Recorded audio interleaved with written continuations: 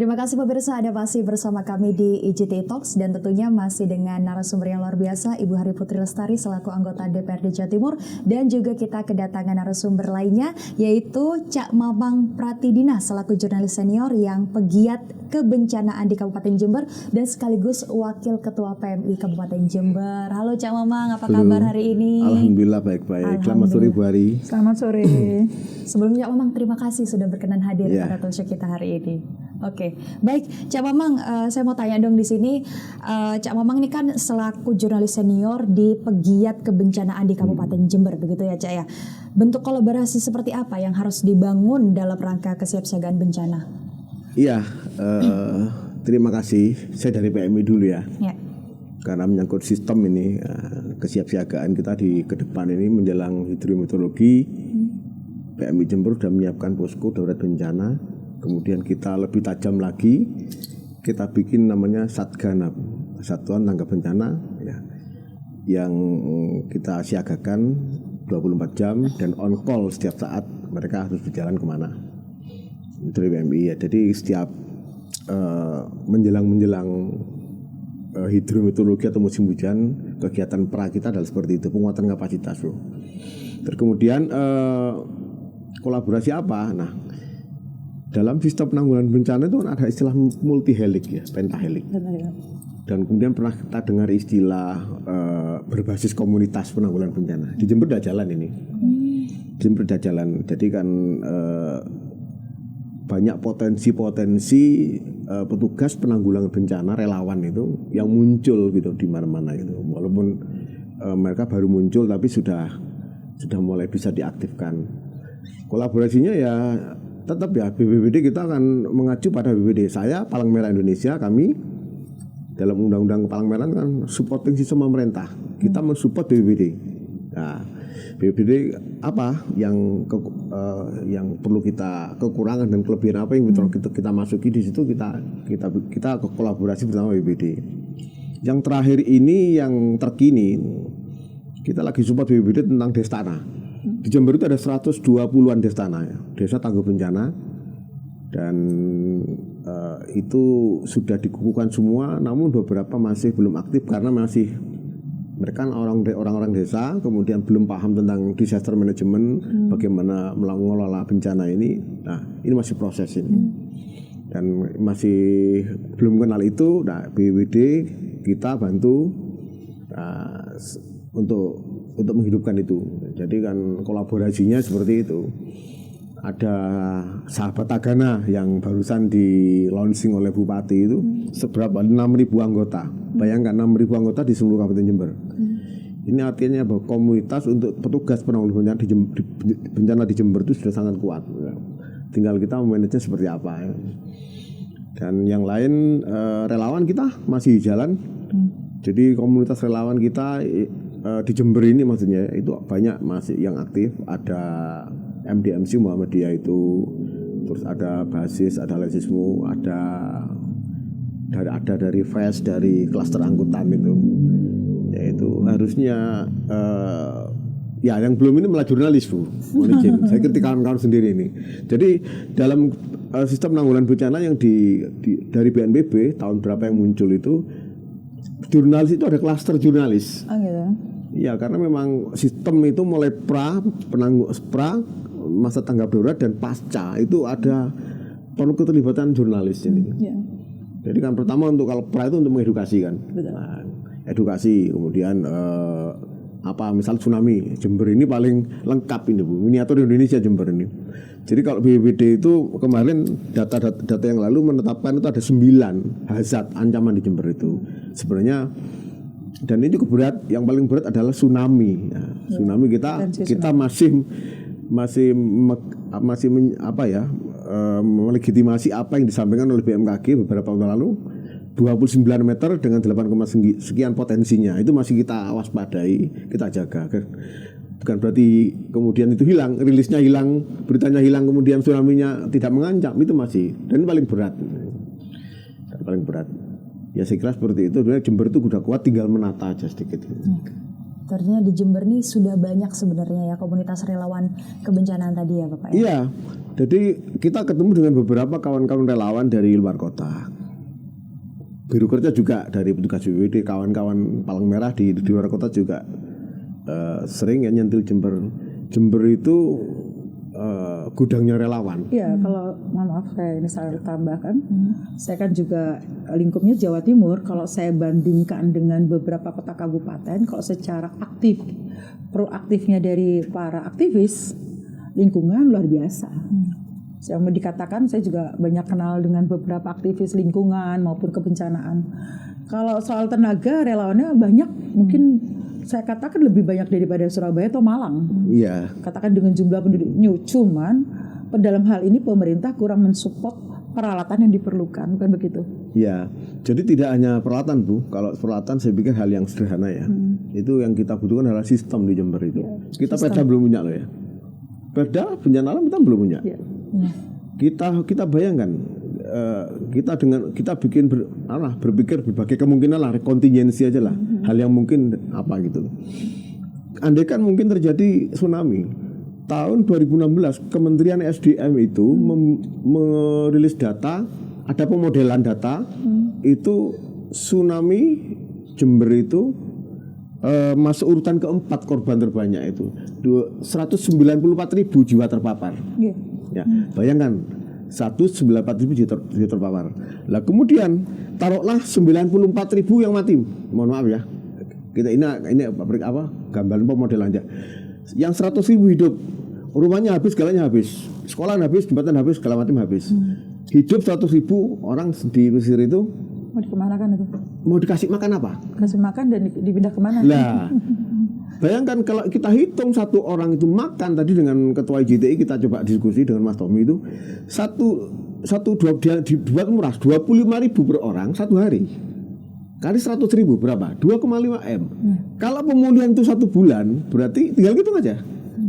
Itu kita belum ada perda yang untuk itu. Padahal harus uang sebesar itu kan harus ada payung hukumnya itu kan. Nah, ini kita perda belum punya.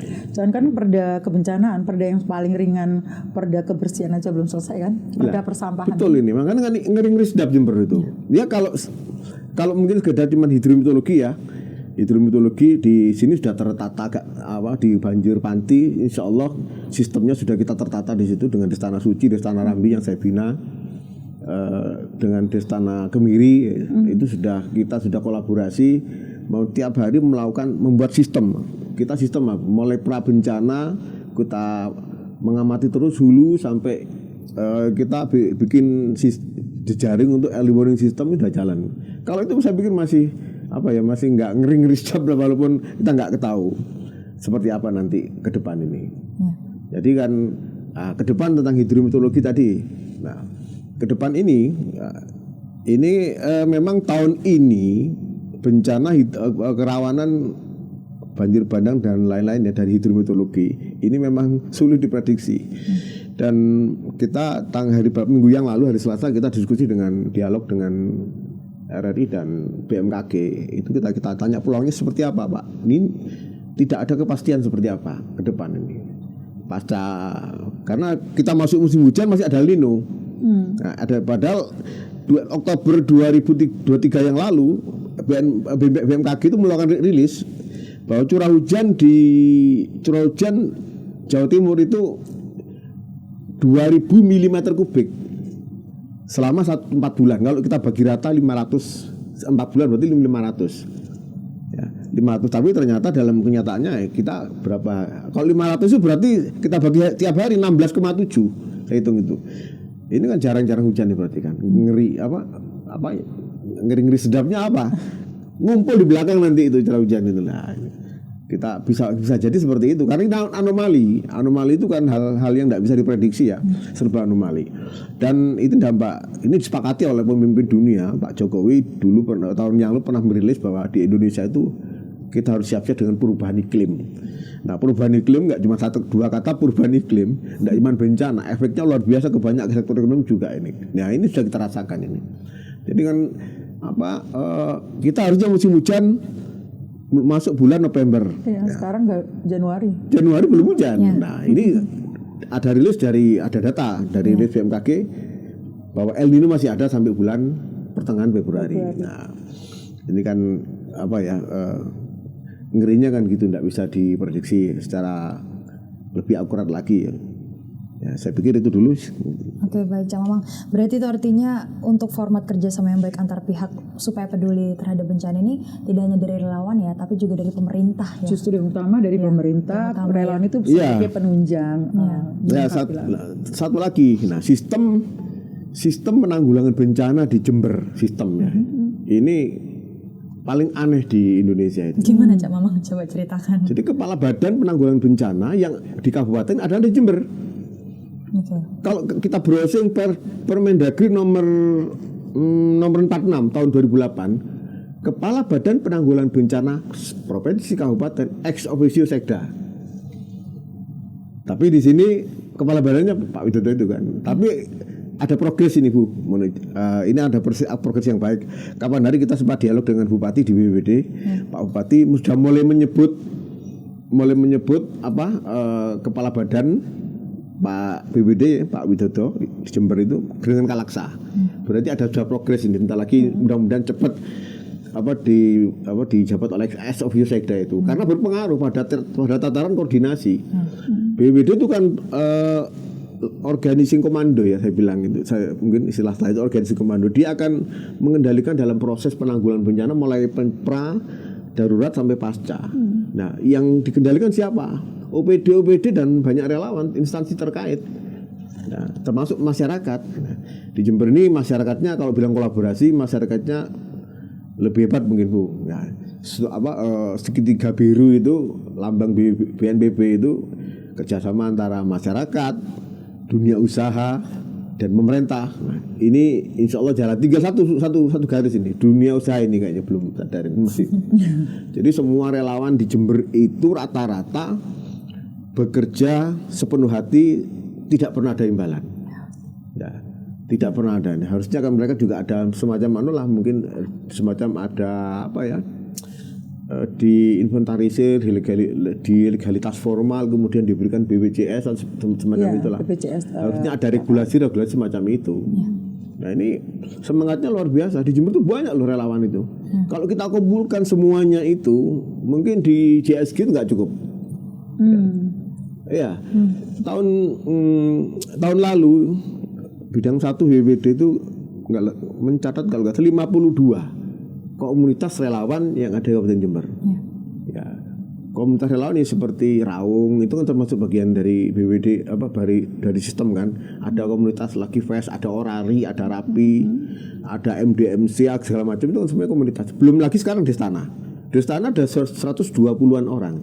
120 kalau satu Destana itu 15 saja. Berapa orang? 120 berapa tadi? Itu desa kan? Destana kan berarti tingkat desa. Ya, tingkat desa Bu. Jadi kan untuk memang efektif ini dari payung hukum dari Destana adalah Kementerian Kemendes itu ya, sama Perka BNPB itu, bahwa desa tangguh bencana itu penyerapan anggaran ADD kan di situ Bu. Nah, untuk Destana juga untuk kebencanaan akhirnya Destana. Nah, ini sudah berjalan. Nah, tinggal yaitu tadi prosesnya masih proses penguatan kapasitas perlu sekali karena memang mereka itu ya susah juga karena mereka bukan pegawai negeri, bukan atau pegawai relawan. Mereka bekerja di tempat lain. Ayo kita ngumpul penguatan kapasitas, dikumpulkan, anggaran disiapkan sama kepala desa. Instruktur siap, mereka tidak datang. Nah, ini kesulitan sekali di situ.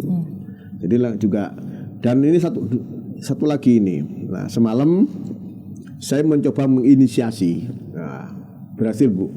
Jadi kita membuat komunitas namanya Santri Tangguh Bencana. Oke, pernah dengar. Santana. Di Rambi Puji ada 2 sudah. Yang satu di tempat saya dibina oleh Destana, di sana.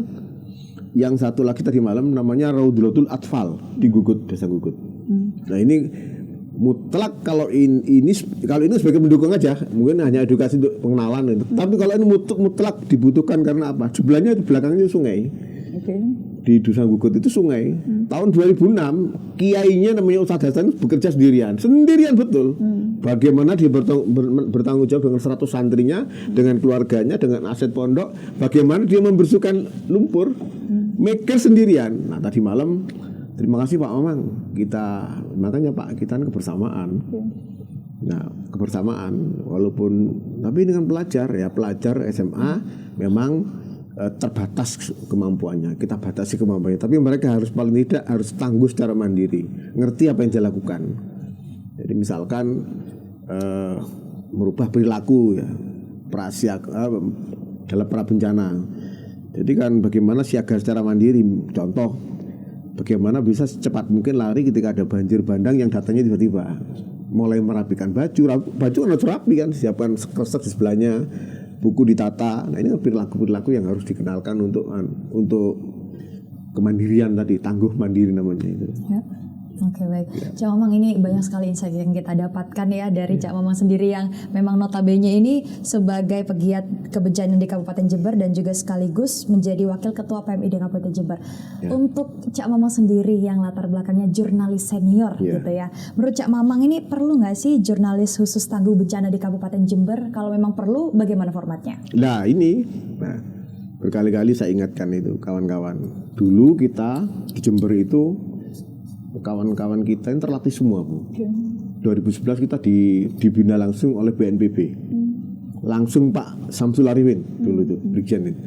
Nah, yang turun ke Jember dan kita dilatih di mana latih dasar di Bandung Permai mungkin 82 jam mungkin porsi latihannya itu baik teori dan prakteknya itu. Dan ini memang penting kawan-kawan ini. Ya, memang sebelum terjun ke sana, karena itu haruslah sadar bahwa ini tuntutan kebutuhan kehadiran jurnalis di itu, dan kawan-kawan yang di situ harus sudah lepas ini sepenuh hati untuk menjadi relawan. Artinya apa? Betul peduli, mendasarkan kepedulian. Memang di situ kan di dalam dunia relawanan itu tidak menghasilkan apa-apa secara ekonomis. Panggilan hati semua, kepedulian. Saya juga kepedulian. Jadi kan selipkanlah beberapa waktu untuk liputan itu, misalkan belajar paling enggak. Kemudian selipkan dari sekian segmen liputan yang kita buat itu, berita yang kita buat itu, misalkan 1 minggu kita bikin 7, ya selipkan 2. Kemudian buatlah seperti ini, dilihat seperti ini. Ya alhamdulillah. Satu media yang masih konsisten itu adalah RRI dengan kentongan itu. Ya. Itu tujuannya mitigasi, pengurangan risiko. Jadi pra bencana itu tidak hanya pada saat kejadian. Nah, edukasi di depan ini kalau nggak sering disuarakan tentang tsunami misalkan, kaget, Mbak. Tahun berapa ya? Nah, ini Bu tahun 2000 berapa? Saya lupa Bu, di 2019 di Pancer itu kan.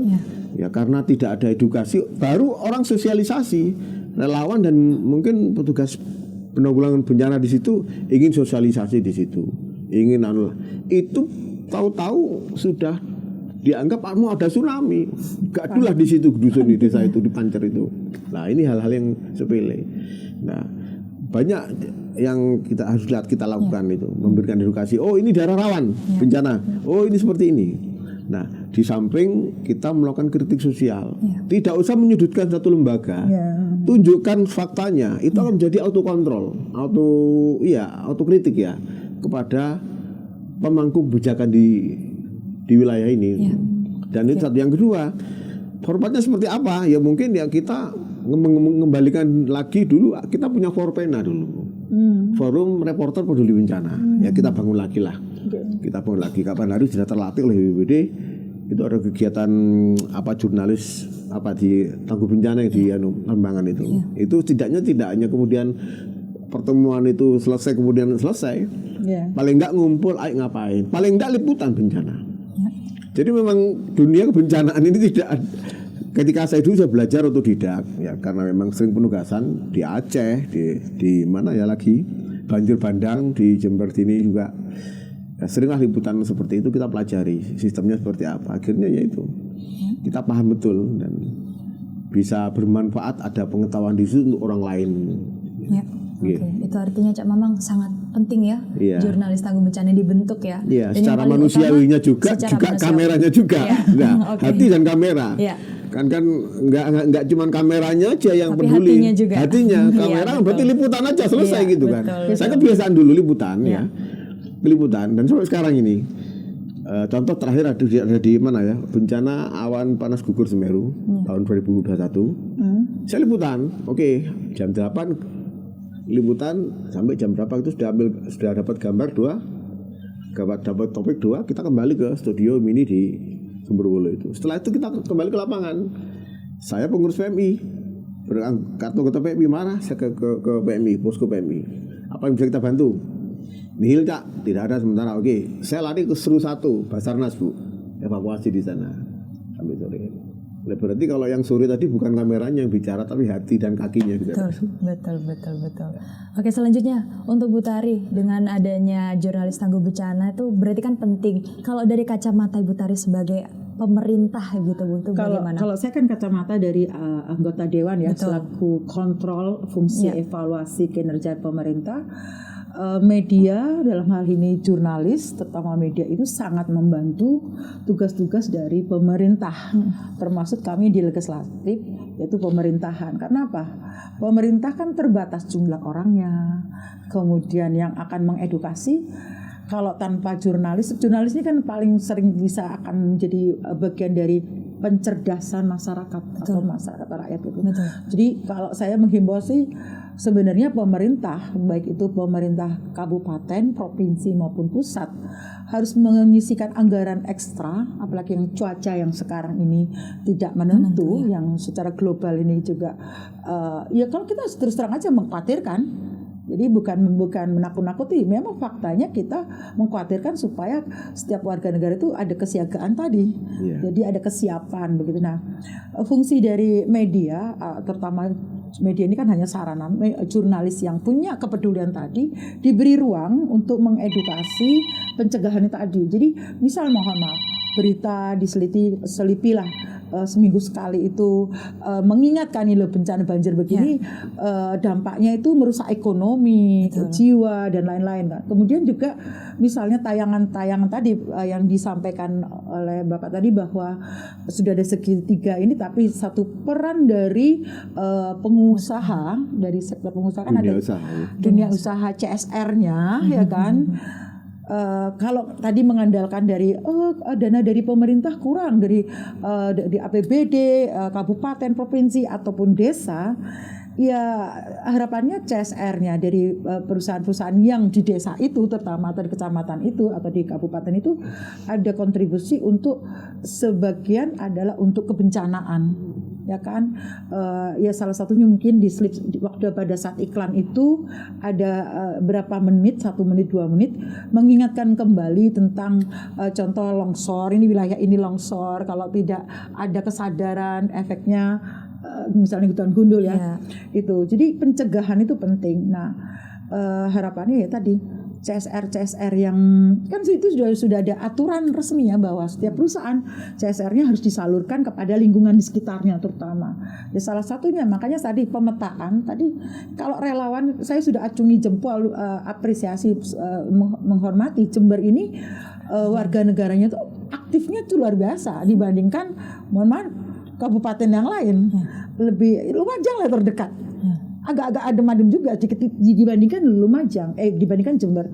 Cuma tadi CSR itu misalnya tadi bantuan-bantuan untuk peralatan ataupun semacam bukan iklan tetapi yang sifatnya mengedukasi, tapi itu iklan itu dari perusahaan ini kan boleh-boleh saja, itu masalah kemasan. Dari itu. Oke, baik. Berarti saya tambahkan ya. Boleh. Ini begini, ngomong jurnalis tangguh bencana ini penting sekali ini. Dan kawan-kawan ini memang seharusnya harus memulai, terutama mengedukasi para konten kreator, TikTok, Instagram, Facebook. Mereka konten kreator itu tidak kenal namanya skill jurnalistik, Ibu. Jadi membuat memang gambarnya indah. Nah, indah kadang-kadang itu luar biasa. Tapi penyampaian informasinya nggak jelas. Ini kapan, di mana, terus efeknya kayak apa gitu, itu nggak dijelaskan. Kadang-kadang juga tentang korban korban-korban bencana atau korban kecelakaan yang ekstrim, luka-luka itu mereka langsung ngelos sebenarnya. Ini juga bagian dari mitigasi ya, dari kegiatan prabencana maksud saya. Dan itu harus disentuh juga kawan-kawan wartawan, kawan jurnalis, bahwa mereka biar nggak ngawur. Ya mengimbangi, paling nggak memberi contoh, kemudian diundang atau seperti apa, atau difasilitasi mungkin Bu Hari mungkin. Ya, kalau saya kan pernah di Banggar ataupun juga kan dalam arti kacamata anggaran ya, anggaran saya rasa sama dengan kabupaten, provinsi. Kalau saya dari provinsi saja, ini terkait dengan kebencanaan. Jadi kebencanaan BPBD ya, badan yang penanggulangan bencana, terutama informasi komunikasi tadi, Infokom ya, komunikasi dinasnya kan, itu sangat minim. Harusnya pemerintah itu selain dunia pendidikan, media itu dalam arti jurnalis atau media massa itu harus ada anggaran khusus yang mencerdaskan tadi. Mencerdaskan kan tidak terkait dengan ilmu pengetahuan saja, tetapi ya itu tadi terkait dengan pencegahan kebencanaan. Ini kan kurang, dan saya rasa yang paling bisa menyebar luaskan sampai ke anak-anak, orang tua itu kan adalah tayangan televisi, radio.